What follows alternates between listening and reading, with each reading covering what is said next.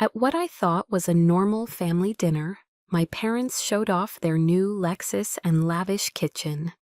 Then my grandmother asked a simple question that exposed their 5-year lie.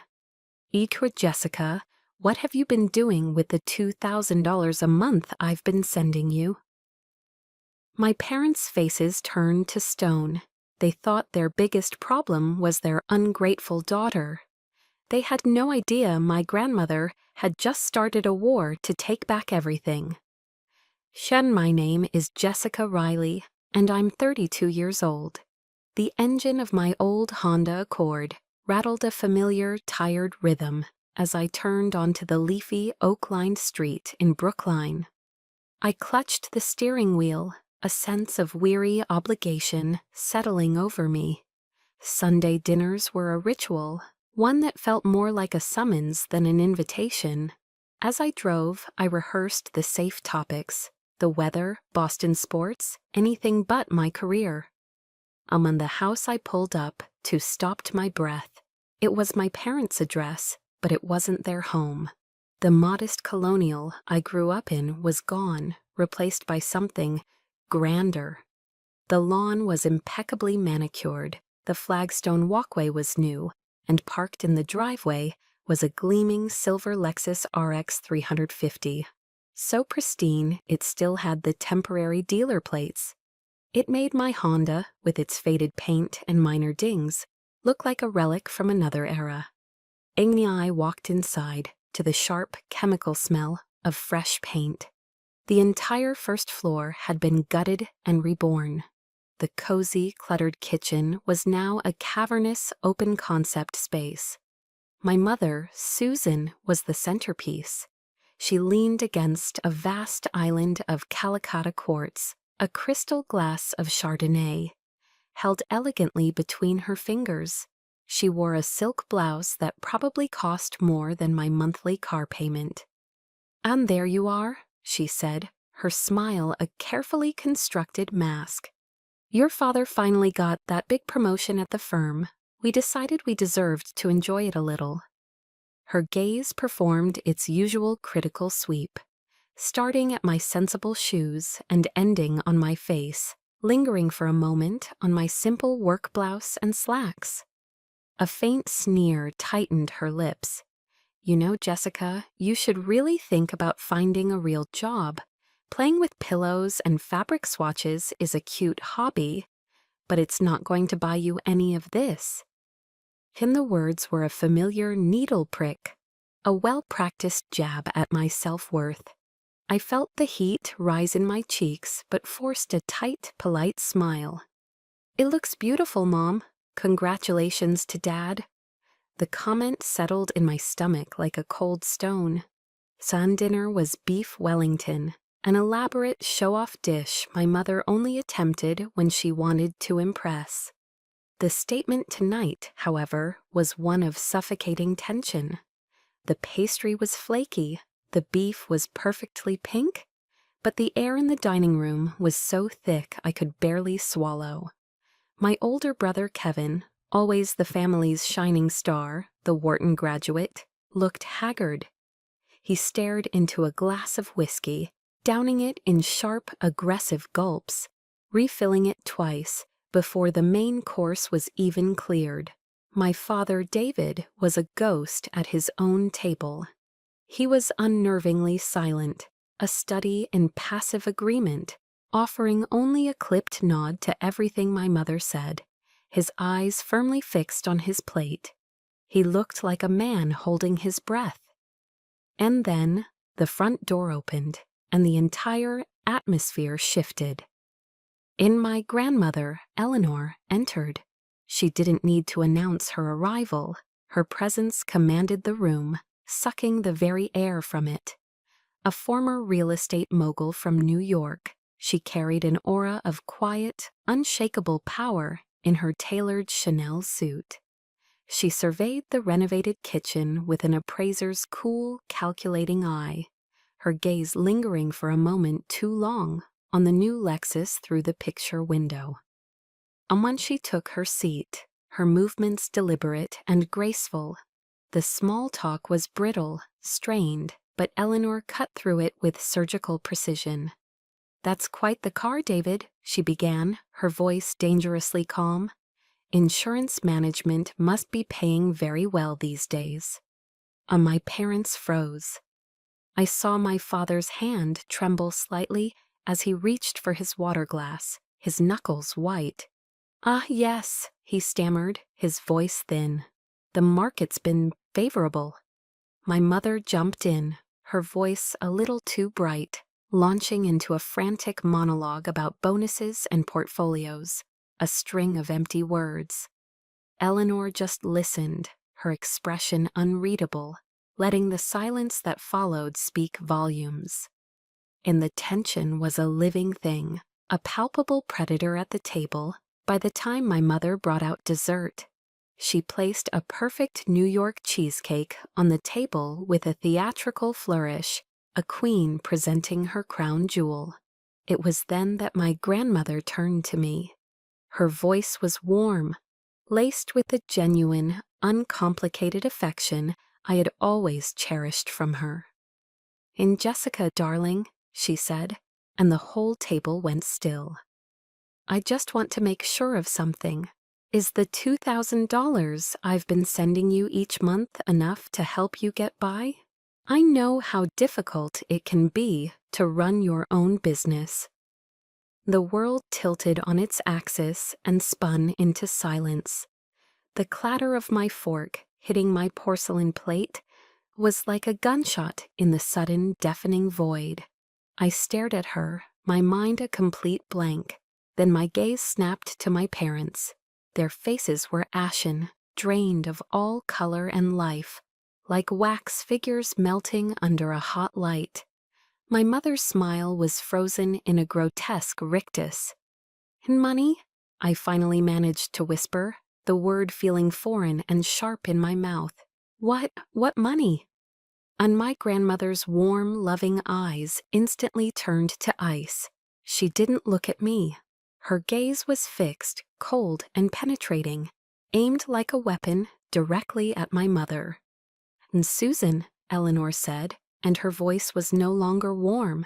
It was dangerously level, each word a chip of stone.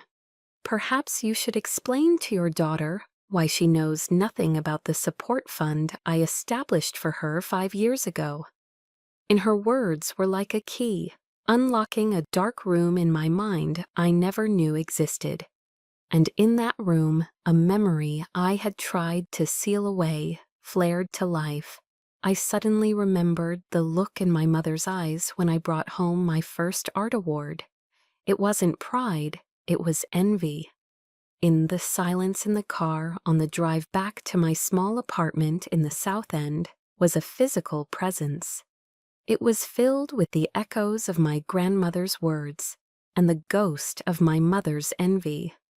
That single piercing look from my mother wasn't new. It was just the first time I had been forced to truly see it. The revelation at the dinner table wasn't an isolated incident. It was the culmination of a lifetime, the final, undeniable proof of a truth I had spent years trying to ignore. It was a truth built brick by brick, year by year, in the architecture of their disdain. And I remember the day I told them my plans for the future. I was 18, filled with a nervous excitement. I sat them down in the living room, my acceptance letter to the New England School of Art and Design clutched in my hand. I told them I was going to major in interior design. My father, David, didn't yell. He did something worse. He let out a long, weary sigh, the sound of profound disappointment, and shook his head slowly. "A waste of good money, Jessica," he mumbled into his newspaper. "A complete waste." And my mother, Susan, was far more direct, her words honed to a cruel point. "Darling," she'd said, with a smile that was all teeth, "people pay for lawyers and doctors. They pay for things they need.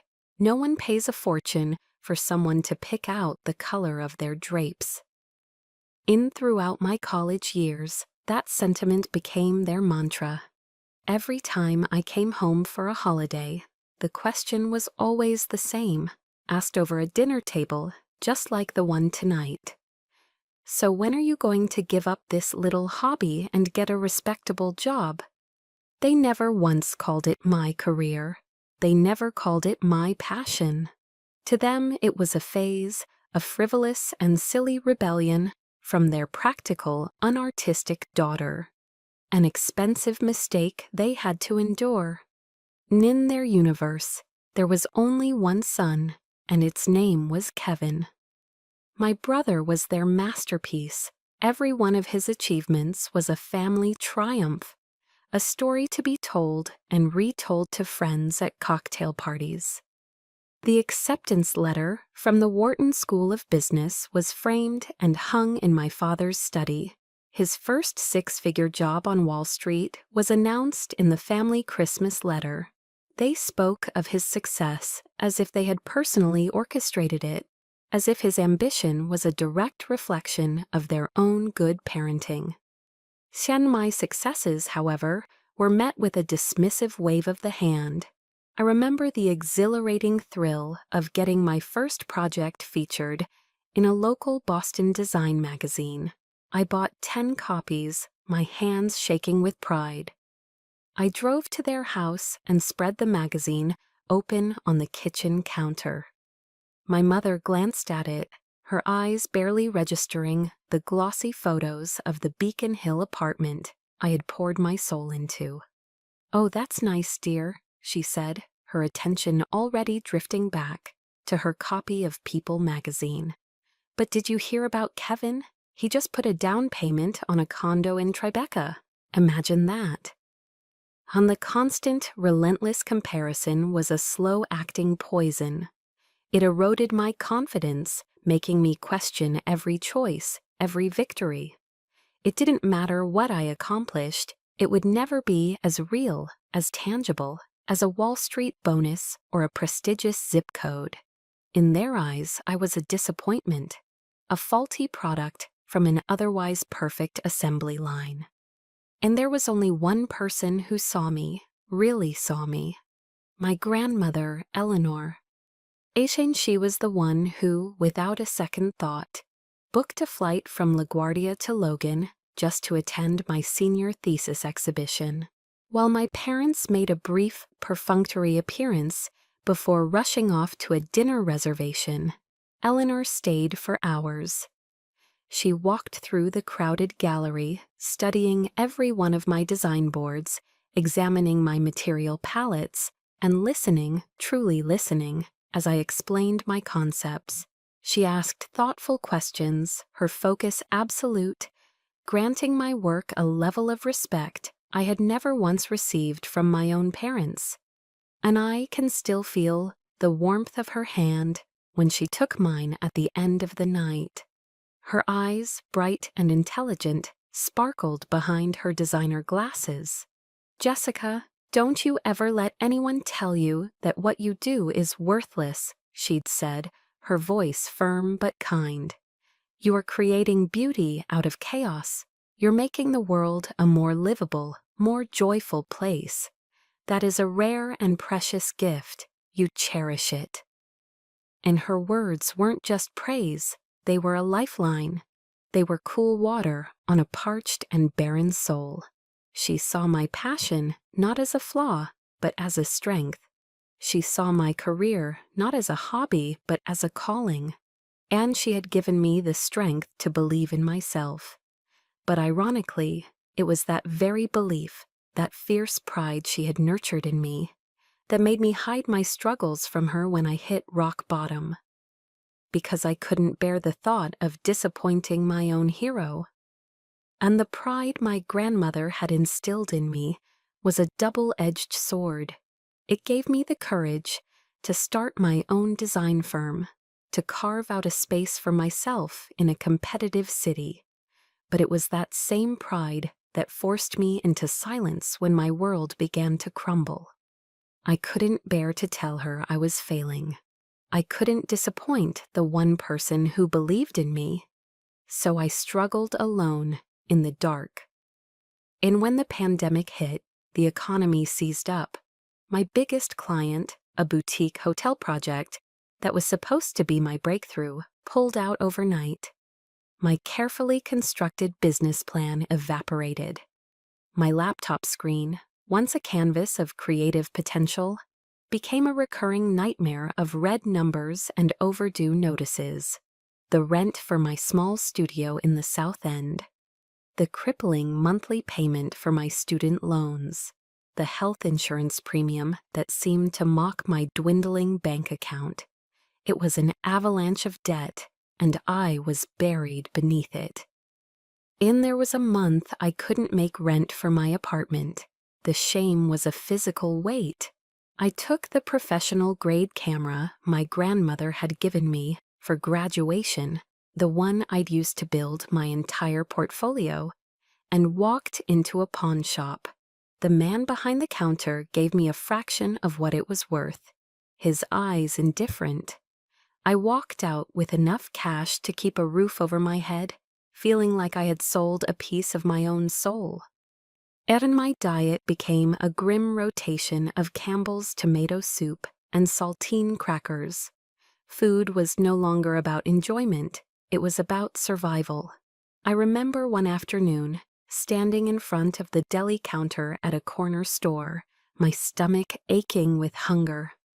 I stared at a simple turkey and Swiss on rye, priced at $5.50. I opened my wallet and counted the loose change. I was 20 cents short. The humiliation burned in my throat, hot and acidic. I walked out of the store empty-handed, my eyes stinging. That night, while my parents were likely debating which fine dining restaurant to try, I was rationing crackers. And in a moment of profound weakness, I made a mistake. My phone rang, and it was my mother. I was so bone-tired, so desperate to hear a familiar voice, that I answered. "Are you okay, Jessica? You sound exhausted," she asked, her voice laced with that feigned concern she did so well. Like a fool, I cracked. I let a sliver of my reality slip out. I told her work was slow, that things were difficult. I wasn't asking for help, only for a word of comfort. What I received was a lecture. A long, weary sigh traveled through the phone. "I told you so, didn't I?" she said, her voice dripping with condescension. "This is the consequence of not listening to your father and me. You see, stability is what matters. Now don't call here crying to us. Your father and I have our own problems to deal with." And the line went dead, leaving a dial tone buzzing in my ear. The cruelty of it stole my breath.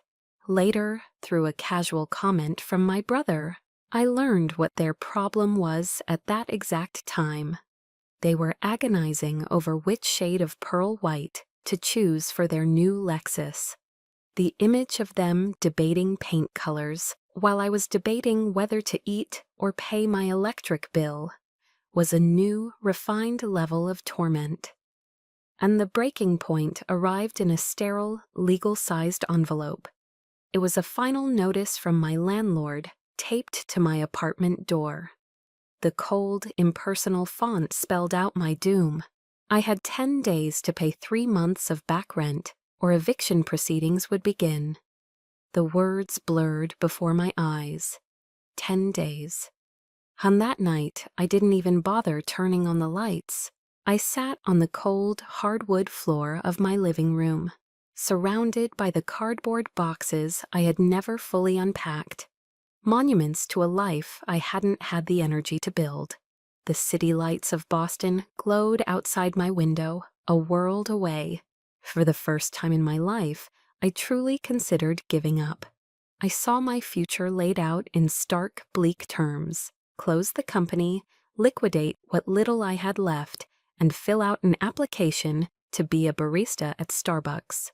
I would serve coffee to people who lived the life I had once dreamed of. The feeling of absolute, crushing failure washed over me. I had fought so hard, for so long, with every ounce of my being, and I had lost. In a wave of pure panic, I did something I had never done before. I called Kevin, not to ask for money, but just to hear the voice of someone who understood the pressure to succeed. And his response changed everything. And my hands were trembling so hard I could barely hold the phone. I called Kevin with no expectation, only a desperate need to hear a voice that wasn't steeped in judgment. I braced myself for a lecture, for the familiar disappointment. Instead, his voice came through the line, weary but kind. I explained the eviction notice, the words tumbling out in a rush of shame and panic. He listened without interruption. "Ann and Jess, I'm in the middle of this messy divorce. My own finances are a wreck," he said, and I could hear the exhaustion in his sigh. "But I can't let you get thrown out on the street. I'll send you something. It won't be much, but it'll be something." And a few hours later, a notification from my banking app lit up my phone. A small deposit had appeared in my account, just enough to cover 1 month's rent and keep the landlord at bay. The relief was so overwhelming, so profound, it brought me to my knees. For the first time in what felt like an eternity, I could breathe. I felt like I wasn't entirely alone in the universe. In a foolish burst of optimism, I mentioned it to my mother during our next obligatory phone call, hoping she might share a flicker of my relief. Her reaction was swift and cold. "And he's got enough to worry about with his own life falling apart, and you're bothering him for handouts," she snapped, her voice sharp as broken glass. "You're just a leech, Jessica, always needing something from someone." Her words extinguished the small, warm flame of hope in my chest, leaving behind nothing but cold ash. It was her cruelty that finally pushed me to do what I should have done months earlier. I swallowed my pride and called my grandmother, Eleanor. I didn't ask for money. My shame was still too great for that. I just needed to talk, to unburden myself to someone I knew wouldn't judge me. I told her everything, the failed projects, the sleepless nights, the gnawing fear. And she listened in her usual thoughtful silence. When I finished, there was a long pause on the other end of the line. Then her voice came, laced with steel. "You will not give up," she said, not as a suggestion, but as a command.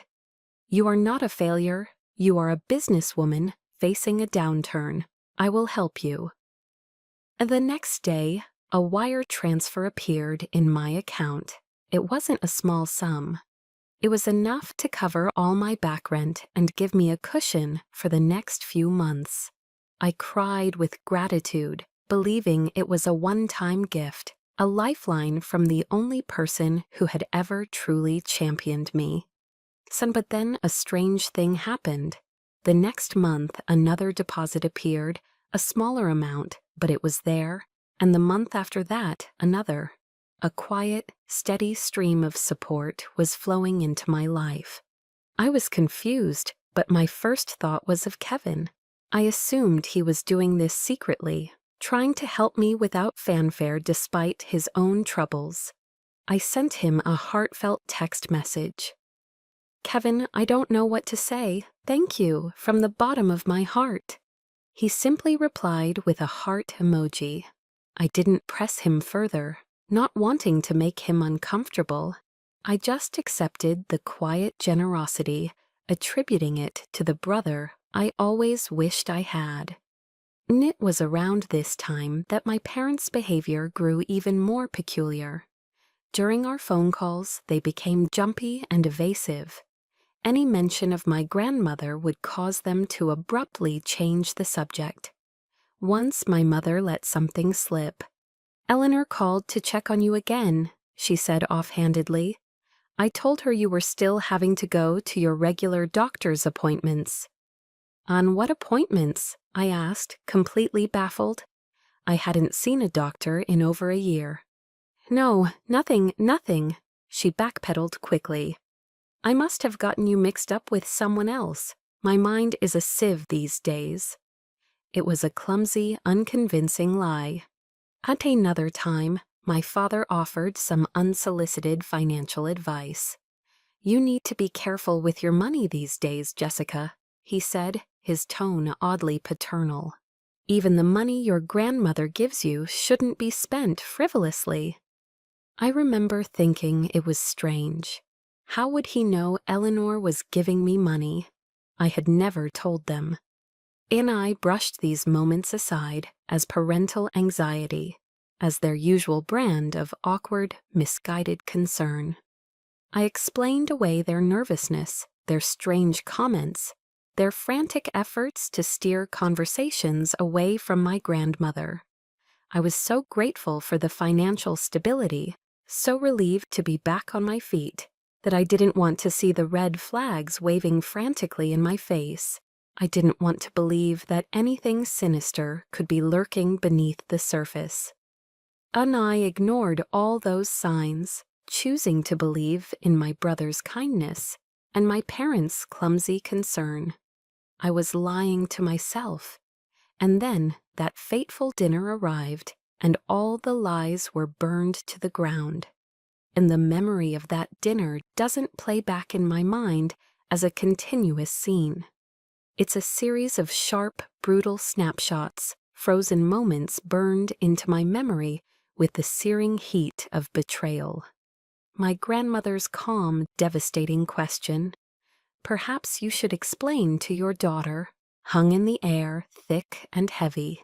The puzzle pieces from the last few years, the mysterious deposits I'd credited to my brother, my parents' strange evasiveness whenever Eleanor's name came up, the bizarre, clumsy lies about non-existent doctor's appointments, all clicked into place with a sickening, gut-wrenching clarity. On my mother's face, twisted into a grotesque mask of performative shock, she forced a laugh, a high, brittle sound that seemed to crack the crystal glasses on the table. "Mother, what on earth are you talking about?" she chirped, her voice trembling with the effort of her deception.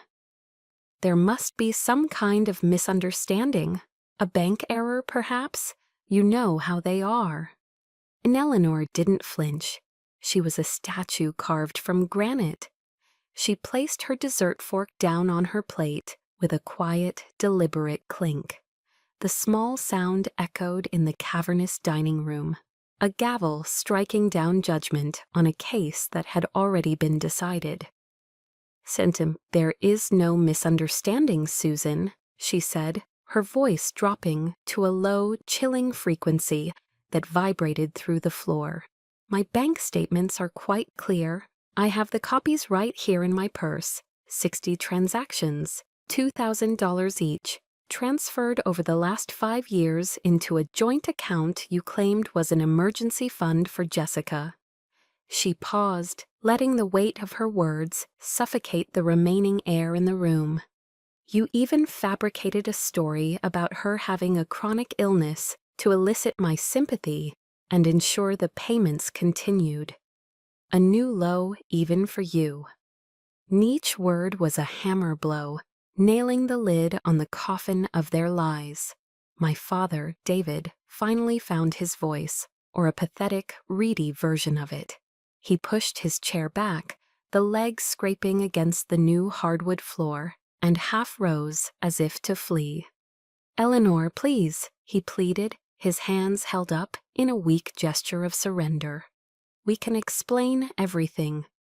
On my grandmother's head snapped towards him, her eyes like chips of flint. "Then explain, David," she cut him off, her voice slicing through his weak attempt with contempt. "Explain to me why you were taking the money, meant for your daughter's survival, to buy luxury cars and renovate your kitchen.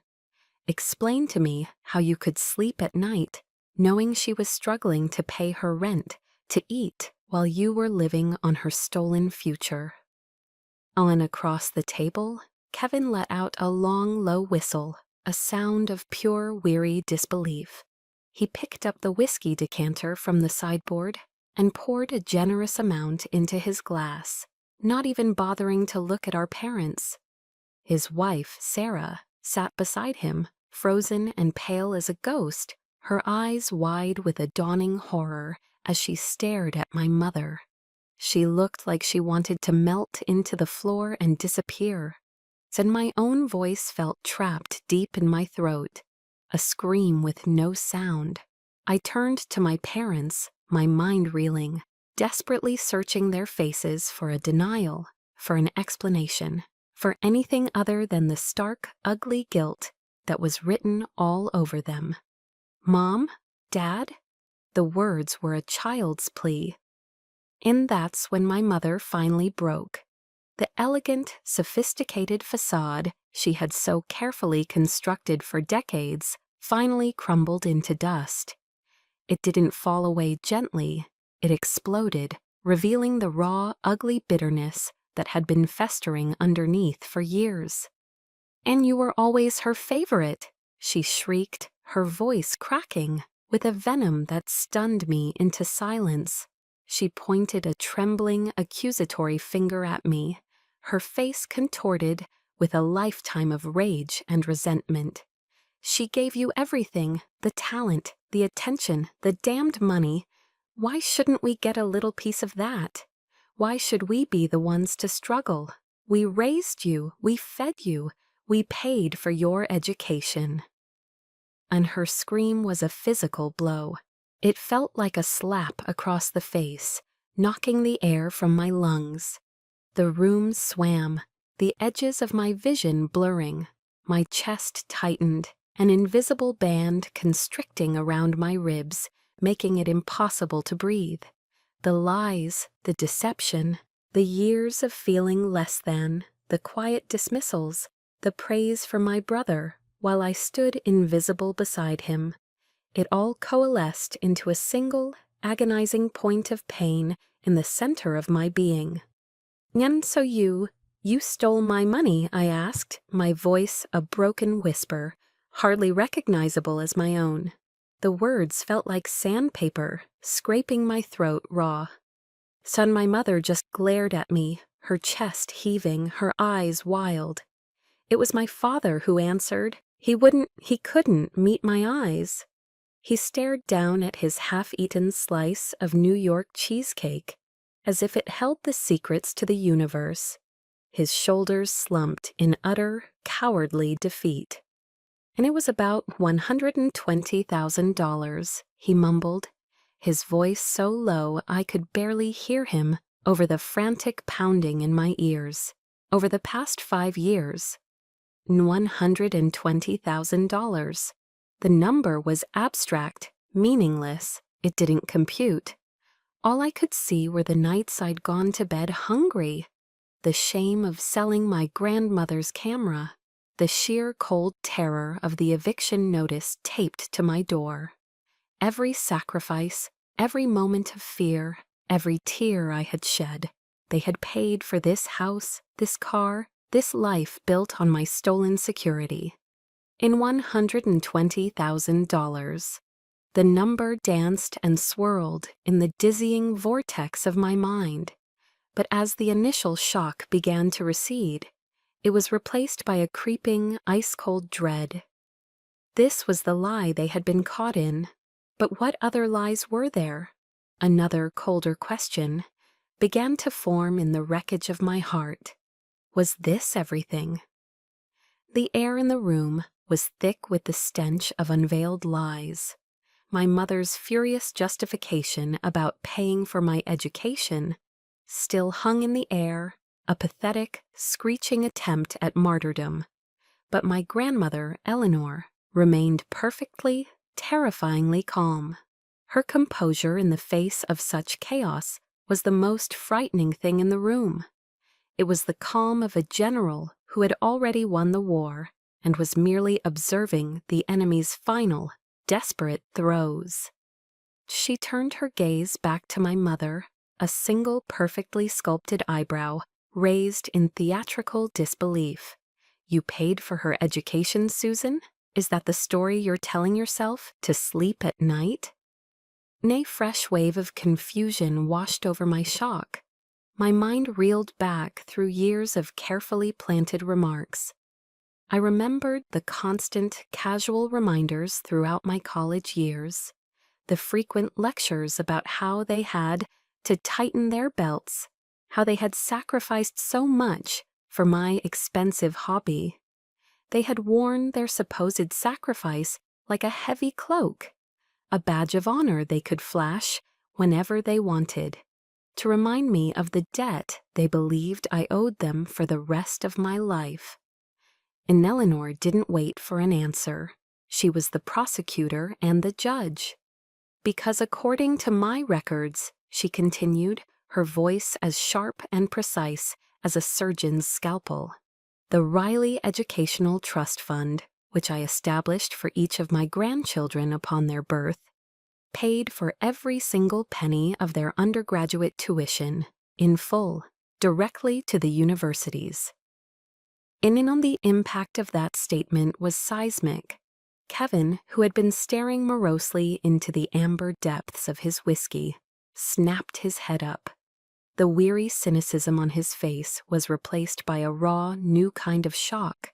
His wife, Sarah, gasped audibly, her hand flying to her mouth as she looked from Eleanor to my parents. I just stared, completely bewildered. A trust fund?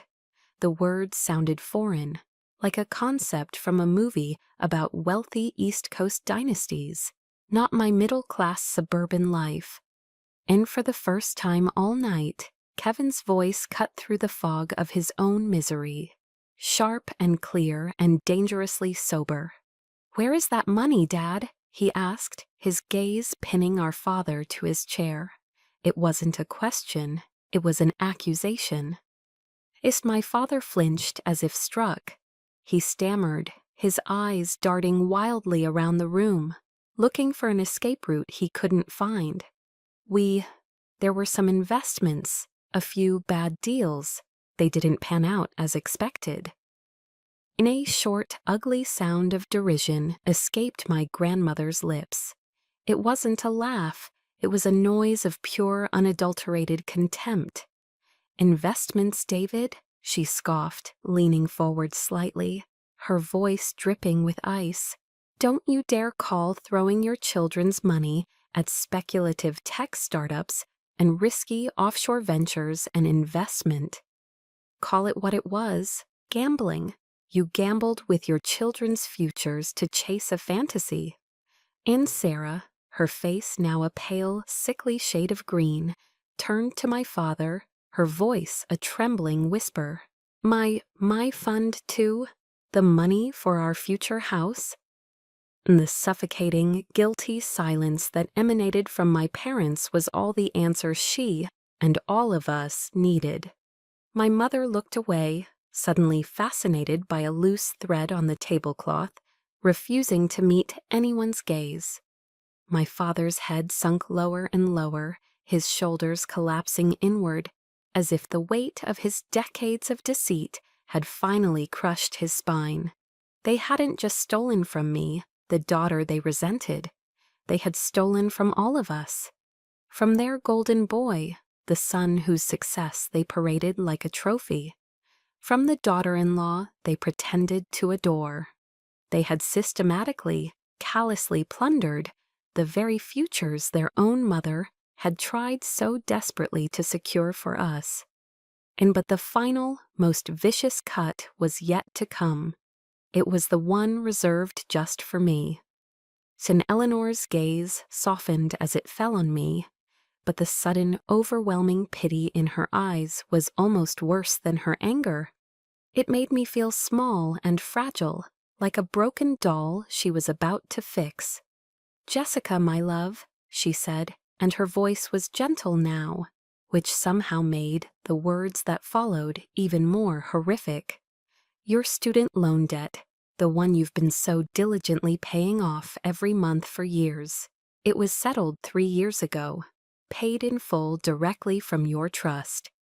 My lawyer has the signed, notarized confirmation." And the world went silent. A high-pitched ringing filled my ears, a keening wail that blocked out all other sound.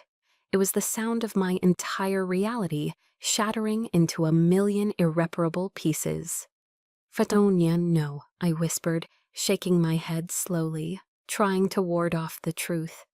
"No, that's not possible. I just made a payment last week. I get the statements from the loan company every month."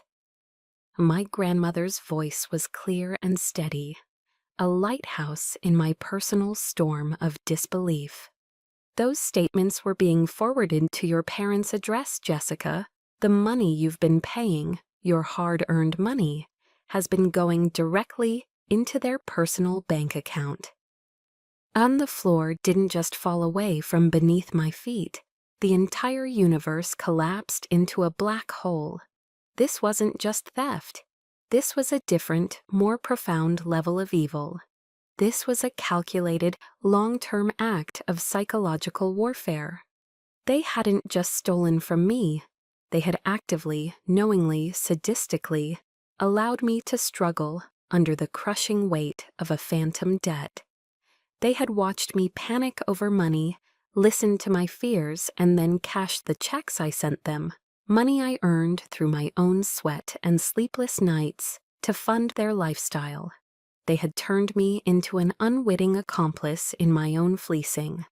They had made me a fool.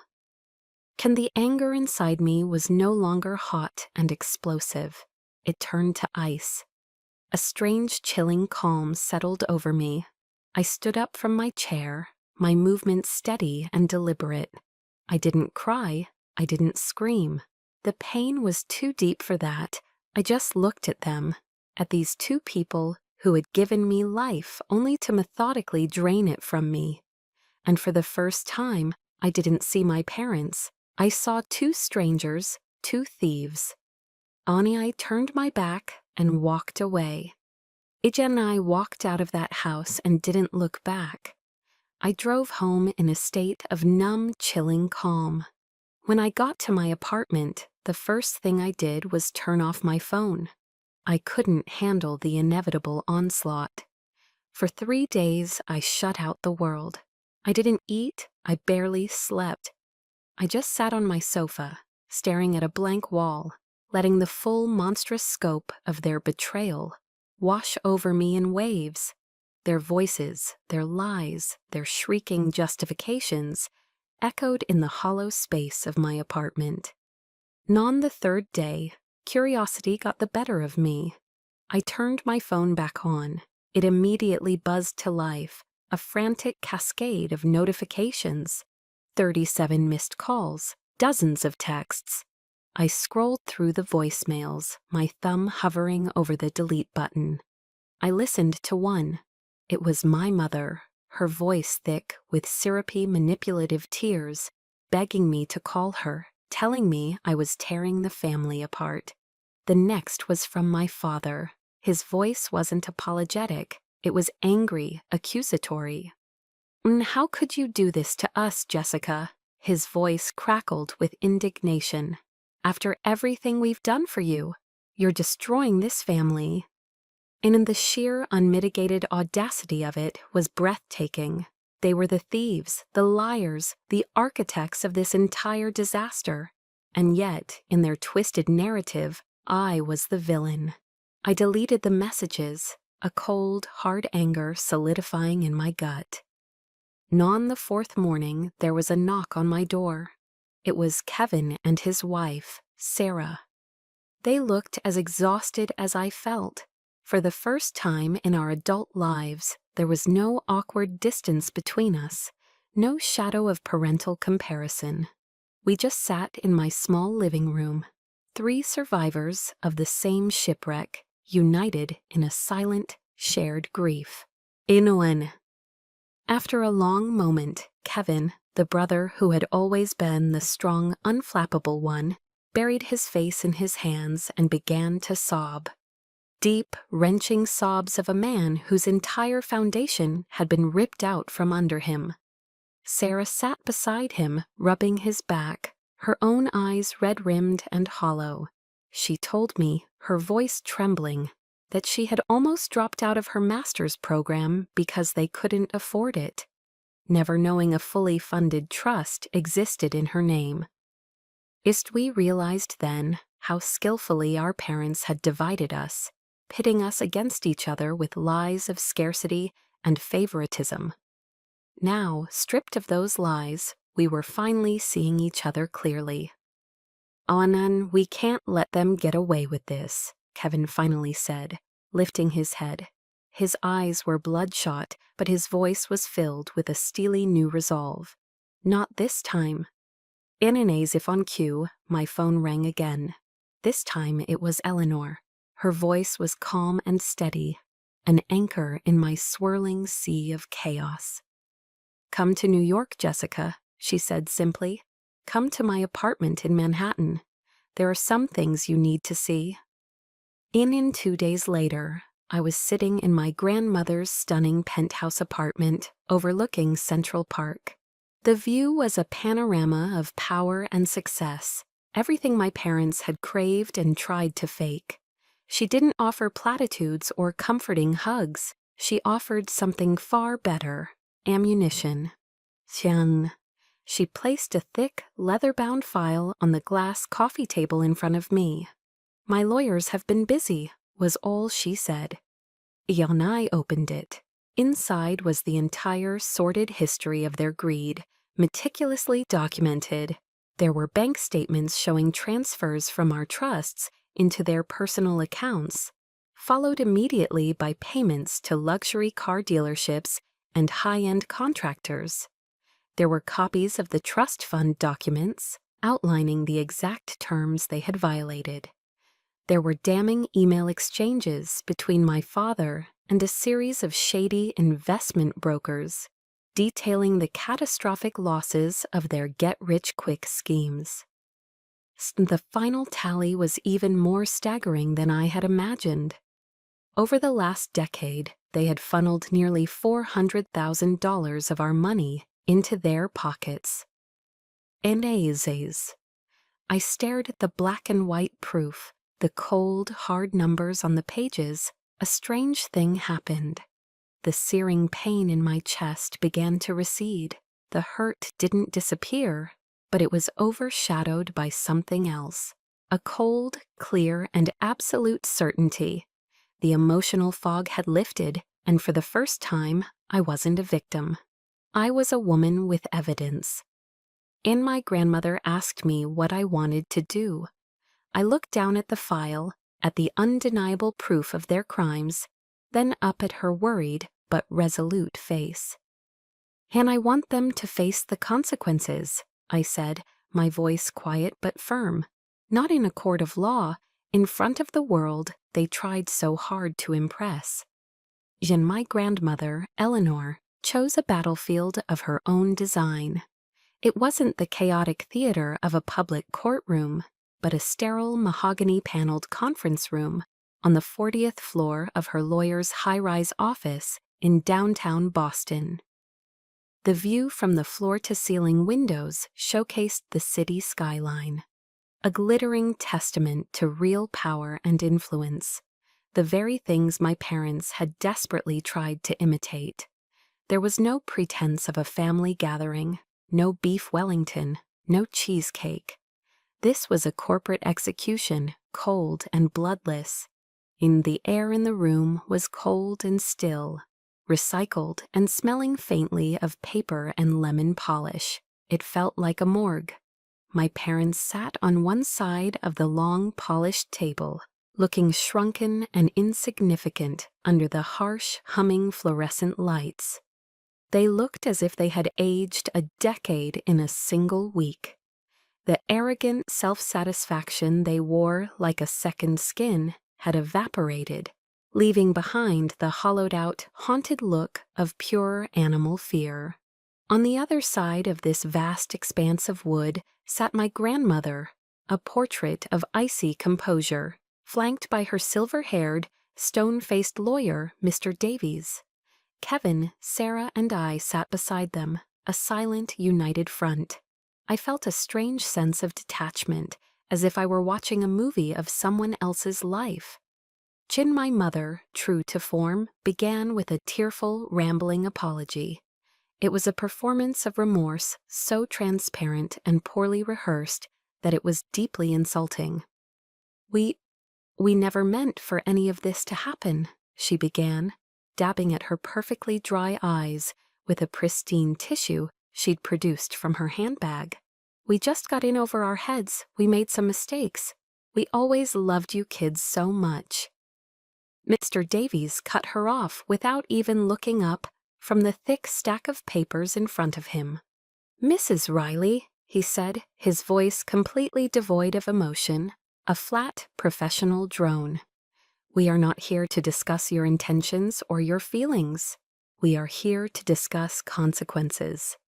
And he let that word hang in the air for a moment, a stark and heavy thing. Then he began, laying out their situation with the cold, dispassionate precision of a surgeon about to perform a radical amputation. He detailed the specific statutes they had violated, the potential prison sentences, the irrefutable paper trail. Then he presented them with two options. There would be no discussion, no negotiation. "On option 1, he stated, his cool blue eyes finally lifting to meet theirs, "my clients, your children, will file a civil lawsuit for the recovery of all misappropriated funds, plus punitive damages and legal fees.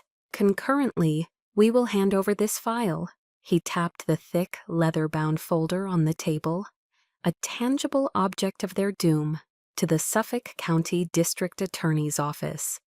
It contains substantial, incontrovertible evidence of multiple felonies, including wire fraud, grand larceny, and forgery.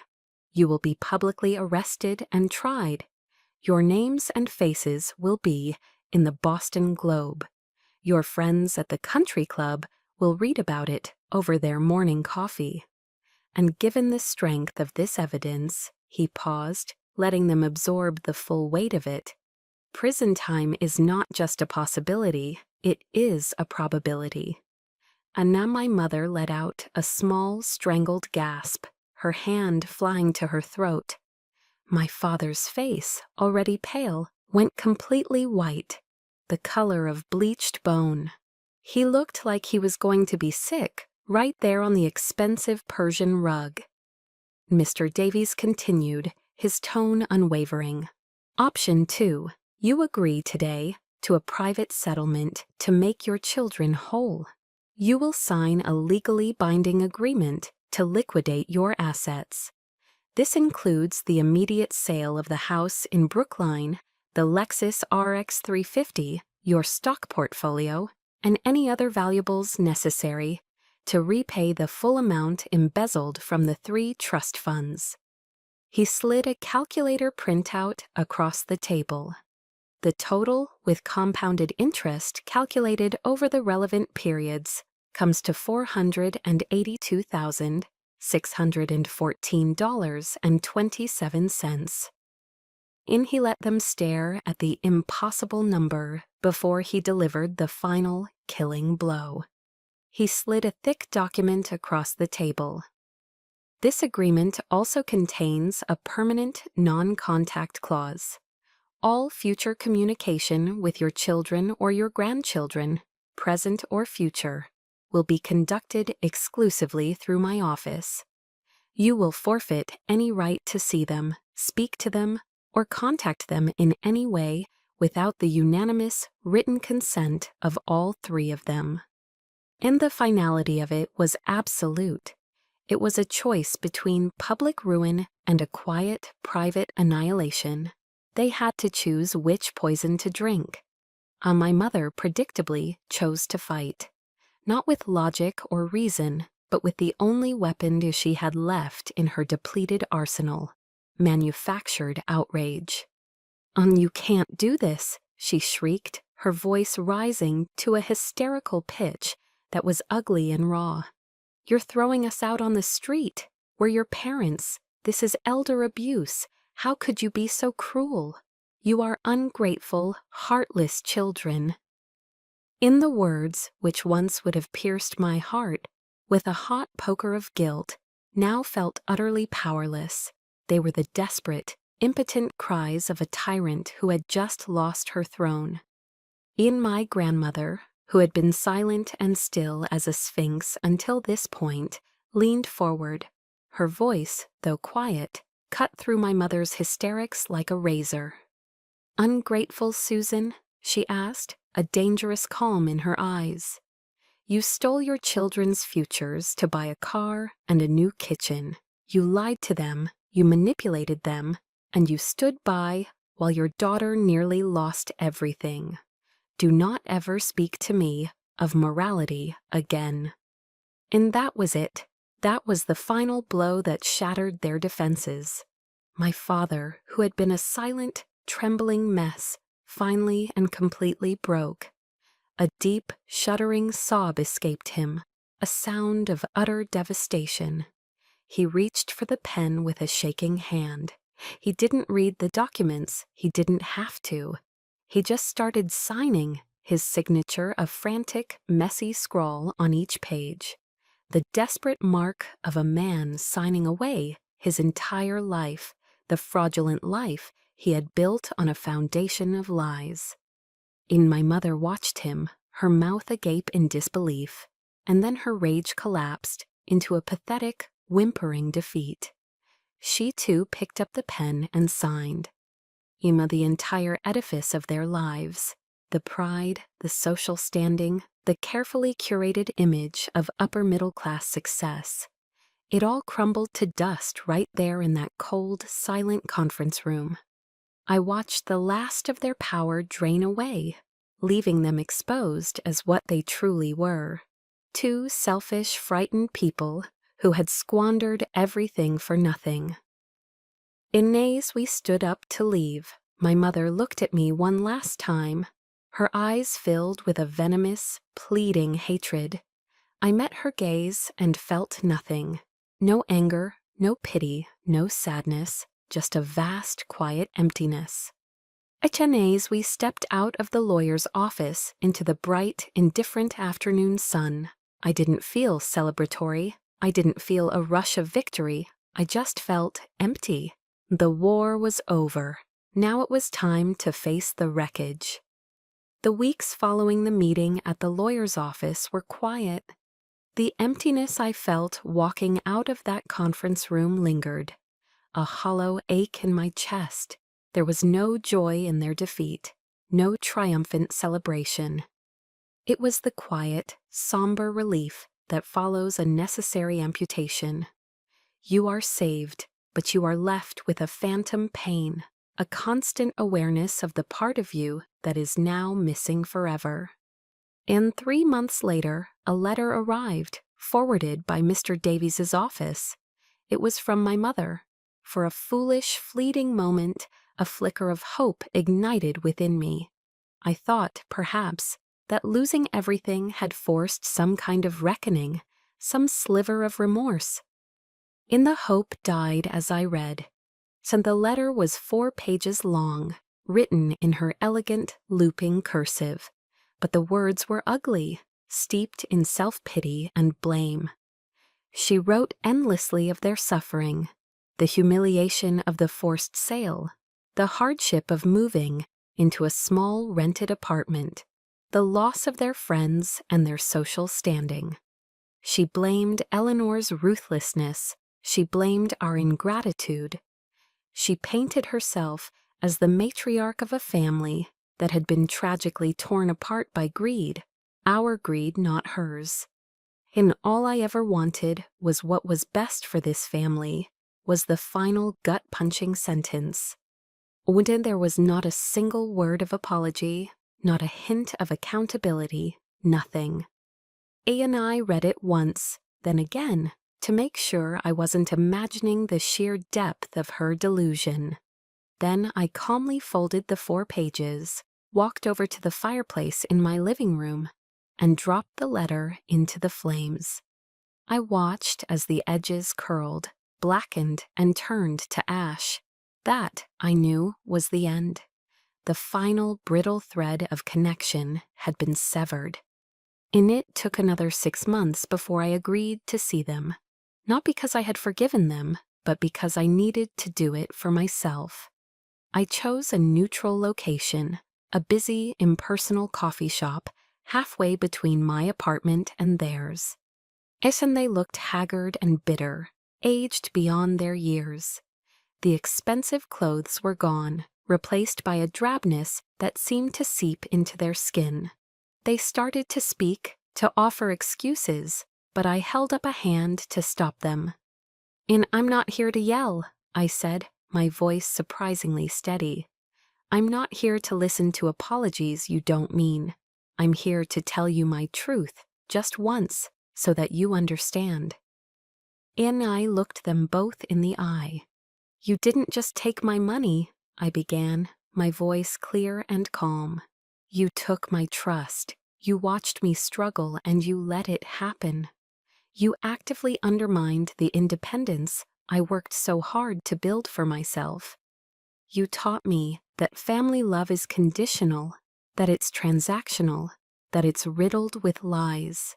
That's a terrible lesson to teach your child." And I let the words hang in the silence. "I need time," I concluded. "A lot of time. And I can't promise that things will ever go back to the way they were.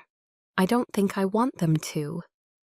And I stood up, left a $10 bill on the table for their coffees, and walked out without looking back. It wasn't a victory, it was a funeral for the parents I wished I'd had. But in the ruins of that old broken family, a new one was beginning to grow. The wall of lies that our parents had built between me, Kevin, and Sarah had crumbled, and we were finally finding each other in the wreckage. We started our own tradition, Sunday dinners. Not in a formal dining room under a cloud of tension, but squeezed into my small apartment or Kevin's new place, filled with easy laughter, cheap wine, and honest conversation. There were no judgments, no comparisons, just acceptance. In with the money rightfully returned to him, Kevin quit his high-pressure Wall Street job and started his own financial consulting firm, one that focused on ethical advising. The crushing weight of our parents' expectations was lifted, and for the first time, he seemed truly happy. Sarah, free from the phantom financial burden, re-enrolled in her master's program with a renewed sense of confidence and purpose. We were no longer defined by the roles our parents had assigned us. We were simply us. And we were survivors. We were a family forged in fire, not in blood. The day the check arrived from the escrow account, the check for the full staggering amount that was rightfully mine, I didn't run to the bank. I didn't celebrate. I put it in a drawer, got in my car, and drove out to the coast, to Cape Cod.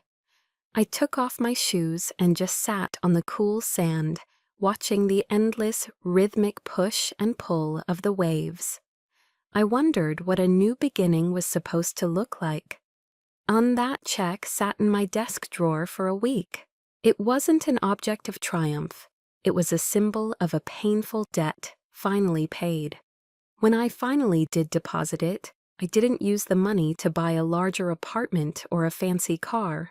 I didn't try to replicate the hollow, materialistic life my parents had so desperately chased. I poured every single dollar back into the one thing that was truly mine, my work. And I moved my company, Riley Designs, out of my cramped apartment and into a bright, airy studio in the heart of the South End's Arts District. I hired 2 talented young designers, both hungry and full of ideas. I invested in the best software, the finest materials, and a state-of-the-art 3D printer. I bet on myself with my own money, and my business soared. Soon, the local design magazines that had once ignored me were calling for features. Then came the national publications. Architectural Digest did a spread on a Back Bay townhouse I redesigned. LA decor featured my work on a modern Cape Cod beach house. One afternoon, standing in a space I had transformed from a dusty, forgotten shell into a living, breathing work of art, I finally understood my own legacy. It wasn't something that could be held in a trust fund or passed down like silverware. It was forged in my own mind and built with my own two hands. That was a wealth no one could ever steal from me again. My definition of family changed too. It was no longer a word tied to obligation and pain. My family was now Eleanor, Kevin, and Sarah. We spent holidays together, renting a big house in the Hamptons for a week in August, our days filled with sun, sand, and easy laughter. Our Sunday dinners became a loud, chaotic, and joyful tradition. My grandmother, now a little frailer, a little slower, would sit at the head of the table, her eyes shining with a quiet, profound happiness as she watched us. She had taught me the most valuable lesson of all. Family isn't about the blood you share. It's about the people who choose to show up, who choose to love you, and who choose to respect you unconditionally. 2 years after that fateful dinner, I was invited to be a keynote speaker at a Kegged Women in Design Year conference in Boston. I stood on a stage in front of hundreds of young, ambitious women, sharing my story, not the parts about betrayal, but the parts about resilience and believing in your own vision. And after my speech, a young woman approached me, her eyes brimming with tears. She couldn't have been more than 22. She told me she was a painter and that her parents were pressuring her to quit art school and get a real degree in business. She asked me how I found the strength to keep going when the people who were supposed to support me the most were the ones trying to tear me down.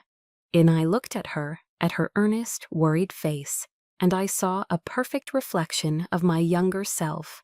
I saw the same fear, the same doubt, the same desperate hope to be seen. And I smiled, a genuine, warm smile that came from a place of deep peace. I took her hand in mine.